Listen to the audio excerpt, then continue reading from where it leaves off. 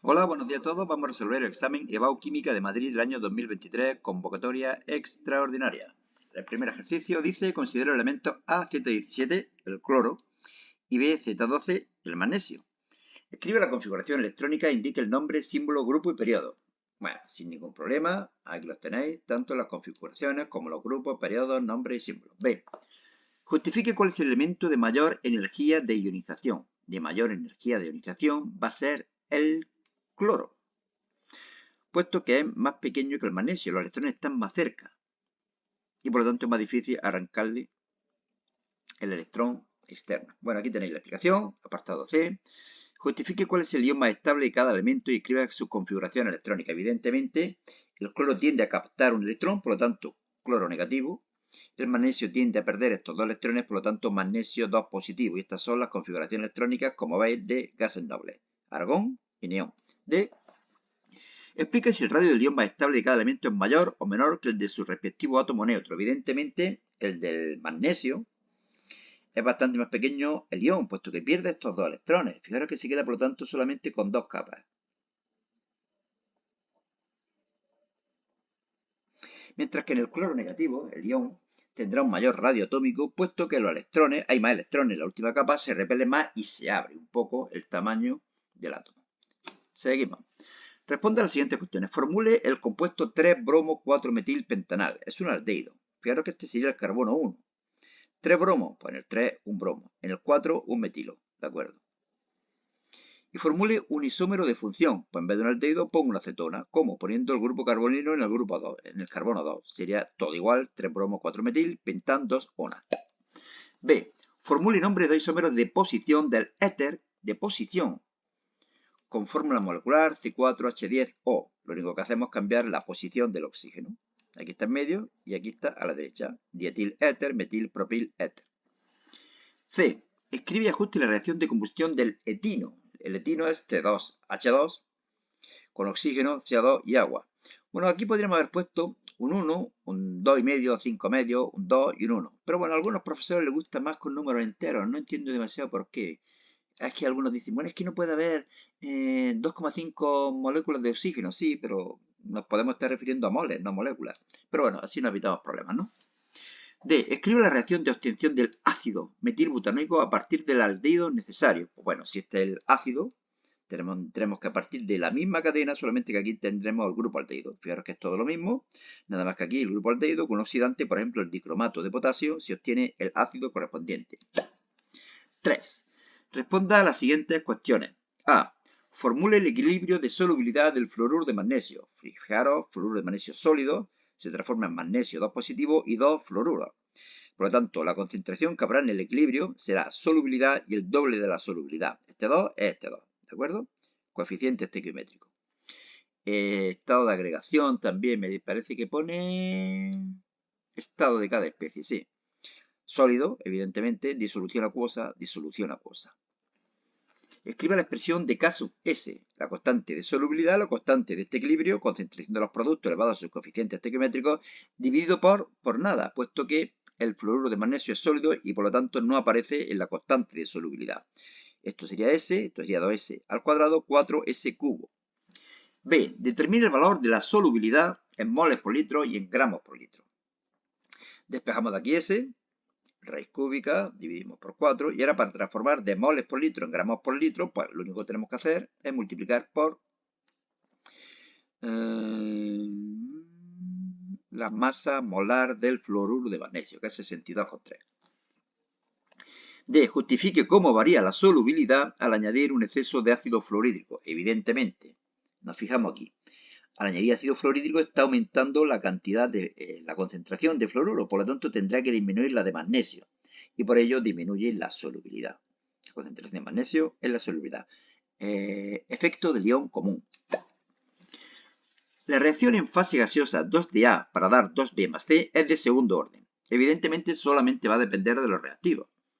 ¿De acuerdo? La ecuación de velocidad no va a ser constante K por la concentración de A, por la concentración de B, por la concentración de C, por la concentración... No, concentración de A elevado a un número que no conocemos. Pero dice que es de segundo orden, por lo tanto ese número que no conocemos es 2. Cuando la concentración de A es 0,05, presenta una velocidad de tal. Escriba la ecuación de velocidad. Bueno, ya hemos dicho que la ecuación de velocidad será esto. Pero nos dicen que vale 7,8 por 10 elevado a 2 menos 4 cuando esta es la concentración. De aquí podemos despejar K. Sabemos las unidades, sabemos la de la velocidad siempre son moles partido litro por segundo. Es decir, molaridad partido segundo. Y la concentración, sí, eso es la velocidad. Y la concentración es moles partido litro. Con menos cuadrado, moles cuadrado, litro menos 2. Bueno, aquí está. No me complico con la vida. Constante de velocidad. La velocidad será, por lo tanto, la constante que la sabemos por la concentración de A al cuadrado. Nos dan todo y calculamos la velocidad cuando la concentración es de 0,09. C. Justifique cómo afecta a la velocidad de la reacción la presencia de un catalizador. Cambio en el mecanismo de reacción, disminución de la energía de activación y, por lo tanto, teniendo en cuenta la ecuación de Reynolds, si esto es más pequeño, pero el signo menos, esto es más grande y, por lo tanto, constante más grande, velocidad más grande. Justifique mediante la ecuación de Reynolds cómo afecta la constante de velocidad a un aumento de la temperatura. Si la temperatura es más grande, esto sería más chico, pero esto es más grande, y si esto es más grande, esto es más grande. ¿De acuerdo? Bueno, ahí lo podéis leer con más detenimiento. Seguimos. Reacción entre dióxido de azufre y sulfato de cobre en presencia de cloruro de sodio permite preparar cloruro de cobre 1, produciéndose también sulfato de sodio y ácido sulfúrico. Formula y ajuste, bla, bla, bla, bla, bla, bla, bla, bla, bla. ¿Cuál es el oxidante y cuál es la reductora? Bueno, pues no lo he dicho. ¿Cuál es el oxidante y cuál es la reductora? Pero ten en cuenta, oxidante, ¿cuál es la que se reduce? Por lo tanto, oxidante, cobre 2 positivo. ¿De acuerdo? Cobre 2 positivo, el oxidante. ¿Cuál es la reductora? La que reduce, pero ya se oxida. Por lo tanto, el SO2. SO2, la reductora, cobre 2 positivo, el oxidante. Bueno, cobre 2 coge... Uy, me creí que me había equivocado, porque claro, es que siempre pasa cobre metálico, pero no, aquí está pasando cobre monopositivo, por lo tanto capta un electrón. Pero multiplicamos por 2 para que haya el mismo número de electrones. El SO2 se transforma en SO4 no negativo. Me faltan 2 de agua para compensar los oxígenos. Al poner 2 de agua pongo 4 hidrógenos, los compenso con 4 de H positivo. Las cargas con 2 electrones. Por eso me multiplico por 2. Sumamos, transformamos en la molecular. B. Ajuste las reacciones iónica y molecular. Aquí están listas. Calcule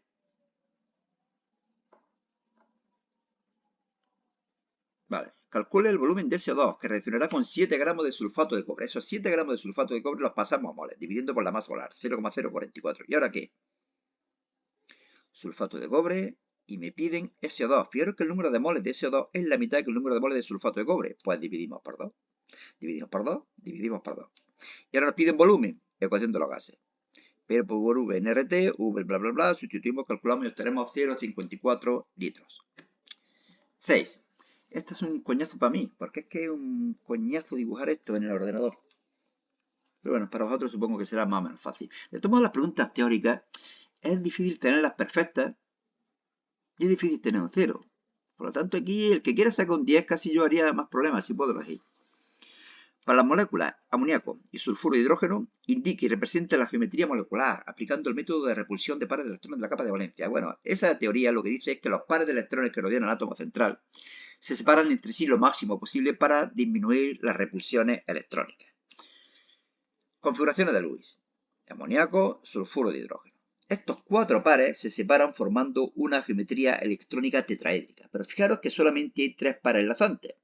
Y por lo tanto, la geometría que me quedará será piramidal trigonal. Algo parecido ocurre con el sulfuro de hidrógeno. La estructura electrónica también es tetraédrica, pero la estructura molecular, como solamente hay 2 pares de electrones enlazantes, será angular, como aquí veis. Bueno, no sé si veis bien que esta línea, este enlace está en el plano de la pantalla. Este está hacia afuera y este está hacia adentro. Se suele indicar con una rayita, pero es que claro, es que poner una rayita en el ordenador tiene tela. Bueno, hibridación. Bueno, SP3, SP3. No nos dicen que expliquemos nada. Así que dice indique. No dice justifique, ni razone. Solamente indique. Bueno, pues ¿para qué me voy a complicar? A ver, si queréis explicar algo, siempre está bien, siempre que estoy seguro de que lo hacéis bien. Si dudáis, dedicaros a contestar lo que os pregunte. C. Justifique su polaridad. Bueno, evidentemente aquí hay una polaridad en estos láseres. El nitrógeno es más electronegativo que el hidrógeno. Pero estos tres momentos dipolares no se anulan entre sí, puesto que la molécula no es simétrica. Y por ello, el amoníaco es polar. Lo mismo ocurre en el sulfuro de hidrógeno. Aquí hay una polaridad hacia el azufre, es más electronegativo, no se anulan los momentos dipolares y por ello la molécula también es polar. Y D. Justifique la fuerza intermolecular más importante que representa cada una de ellas. Puentes de hidrógeno, dipolo permanente y dipolo permanente. Aquí los tenéis. ¿Y esto a qué se debe? Pues que estas dos sustancias, no veas cómo huelen. Es peor, es bastante peor el sulfuro de hidrógeno, ¿eh? El sulfuro de hidrógeno en la repera. B2. Formule los reactivos y el producto mayoritario. Solamente el mayoritario. Vuelvo a decir lo mismo. Lo normal es que sepáis poner los dos. Y si sabéis poner los dos, pues ponedlos. Pero si estáis seguros que sabéis poner los dos. Si dudáis, poned lo que os piden. Nos dice, formule los reactivos. Los formulamos. El producto mayoritario. Si aquí añadimos ácido clorhídrico, el hidrógeno a este carbono, el cloro a este. Regla de Markovnikov. El hidrógeno al carbono que ya tiene más hidrógeno. Regla de Markovnikov. ¿Este es Markovnikov? No. ¿Quién puede ser este? Pues lo vamos a ver. Segunda reacción. 3-metilpentandosol, es decir, un alcohol, este de aquí, con ácido sulfúrico. El ácido sulfúrico es un deshidratante. Por eso no sé si habéis visto alguna vez en el laboratorio. A mí me gustaba hacerlo mucho. Echar ácido sulfúrico a un folio. Lo ponéis en un Erlenmeyer y echáis ácido sulfúrico. Lo carboniza, lo convierte en alquitrán. Es un deshidratante potentísimo. ¿Cómo quita aquí agua? Quitando un OH de aquí y un hidrógeno de aquí o de aquí. ¿Cuál se obtiene mayoritariamente? El alqueno más sustituido. Por lo tanto, quita el hidrógeno de aquí. ¿Qué significa más sustituido? Que estos dos carbonos tienen más ramificaciones. Fijaros que este tiene una, el CH3, otra el CH2CH3 y otra el CH3, este carbono de aquí. Solamente hay un hidrógeno, mientras que si la deshidratación hubiera sido con este hidrógeno de aquí, el doble enlace aparecería aquí y este carbono tendría dos hidrógenos. Este tiene solamente uno, por lo tanto este es más sustituido. ¿Qué estamos haciendo? La regla de Zaitsev. He aquí, Alexander Zaitsev, que se escribe Zaitsev, de mil formas. C. Ácido pentanoico más etanol. Una reacción típica de esterificación, que es una condensación e eliminación de agua. Este es el ácido, este es el alcohol, y se produce el pentanoato de etilo. 3. Calentamos 0,2 moles de formamida. Esa es la metanamida. A 127 grados centígrados. 400 Kelvin. Siempre que estemos leyendo un examen, tenemos que estar pensando inmediatamente en las unidades. Antes de pensar en la resolución del problema. Ahí tenemos grados centígrados que vamos a tener que pasar a Kelvin. En un reactor de 5 litros. Bien. Tiene lugar la siguiente reacción, que me la dan. Delta H positivo, es decir, es una reacción endotérmica. Para algo servirá. Alcanzándose el equilibrio una presión total de 1,6 atmósferas. Fijaros, me dan presión, me dan volumen, me dan temperatura. ¿Para qué? Aplicamos los gases. Ecuación de los gases. ¿Para qué? Para calcular el número total de moles en el equilibrio. 0,244. Bien, nos están diciendo que hemos puesto 0,20 moles. Por lo tanto, aquí habrá 0 y 0. Cuando haya transcurrido un tiempo, aquí habrá desaparecido X y se habrá formado X y X. Fijaros que delante de la X siempre va el coeficiente estequiométrico que haya en la reacción. 1, 1, 1, 1, 1, 1. Número total de moles, 0,20 menos X, más X, más X, 0,2X. Pero ese 0,2X es igual a 0,244. Y de aquí podemos despejar el valor de X, que es 0,044. Ya sabemos los moles que hay de CO, de monóxido, de amoníaco y de formamida. Concentraciones. Los moles dividido por el volumen, moles dividido por el volumen, y lo tenemos. B. Calcule caso C, caso P. Caso C no hay problema, caso P tampoco. Recordar, delta N es el aumento de moles gaseosos. Aquí 2, aquí hay 1, 2 menos 1, 1. Y fijaros lo que sale, 0,082. Al principio me quería que no había hecho las cuentas, los cálculos. Pero sí, es que 0,0025 es el inverso de 400. Tan, se va y queda la constante de Rayleigh. La constante de los gases, perdón. La fracción molar de la sustancia que se disocia, la de la forma será el número de moles total, y por lo tanto 0,639. Evidentemente, la fracción molar siempre entre 0 y 1. C. Justifique lo que ocurrirá en equilibrio al aumentar la temperatura. Le Chatelier. Al aumentar la temperatura, el equilibrio se desplaza hacia donde absorbe calor, es decir, hacia donde es endotérmica, es decir, hacia los productos, hacia la derecha. Ahí lo tenéis. Aumento de la temperatura. Ahí tenemos a Bartolillo. 4. Responde a las siguientes cuestiones. La biotina, casi nada, es un ácido monoprótico, HA. Una disolución de biotina 0,1 molar tiene un pH de 3,3. Determine la constante de disociación y el grado de disociación. Este es el equilibrio. El ácido con el agua le cede un protón al agua y se transforma en A negativo más H3O positivo. Concentración en el equilibrio siempre C por 1 menos alfa, C alfa y C alfa. Concentración inicial, grado de disociación. Mirar el pH. ¿Para qué? Para que calcule la concentración de iones hidrógeno. 5 por 10 elevado a menos 4. Ya una vez que sabemos la concentración de iones hidrógeno, como es igual a C por alfa y CC, puedo calcular alfa. 0,05, siempre. Alfa entre 0 y 1. Como es un ácido débil, estará mucho más cerca de 0 que de 1. La constante de acidez, concentración producto, concentración de reactivos, C alfa, C1 menos alfa, C alfa cuadrado, menos alfa, 263 por 10 elevado a menos 5. Ácido débil. B. Determine el volumen de una disolución de hidróxido de sodio, 0,05 molar, necesario para neutralizar 100 mililitros de la disolución de biotina. Bueno, la reacción de neutralización es esta. El ácido más la base, sal más agua. Podemos calcular el número de moles de ácido, molaridad por volumen, lo conozco todo, 10 elevado a menos 3. El número de moles de hidróxido de sodio serán los mismos. No siempre son los mismos. Pero fijaros que aquí hay un 1 y aquí hay un 1. Por lo tanto, el número de moles igual. Y una vez que sabemos la molaridad y el número de moles, despejamos el volumen. 0,02 litros, lo que es lo mismo, 20 mililitros. Y último, a través de una celda electrolítica que contiene una disolución de sulfato de cadmio, se hace pasar una corriente de 2,5 amperios durante 90 minutos. Lo mismo, minutos a segundos. Observándose que se deposita cadmio y se desprende oxígeno molecular. ¿De dónde va a venir ese oxígeno molecular? Del agua. El agua se va a transformar en oxígeno y en protones. Y compensamos las cargas con 4 electrones. El cadmio se reduce a cadmio metálico. Multiplicamos por 2 para que haya el mismo número de electrones. Transformamos la iónica y transformamos la molecular. B. Calcule...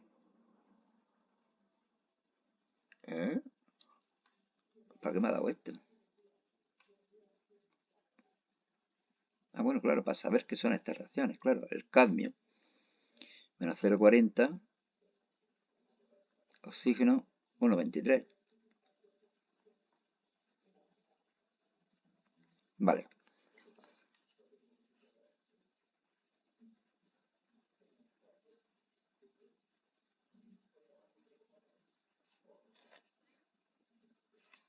De 0 a menos 2. Bien, vale.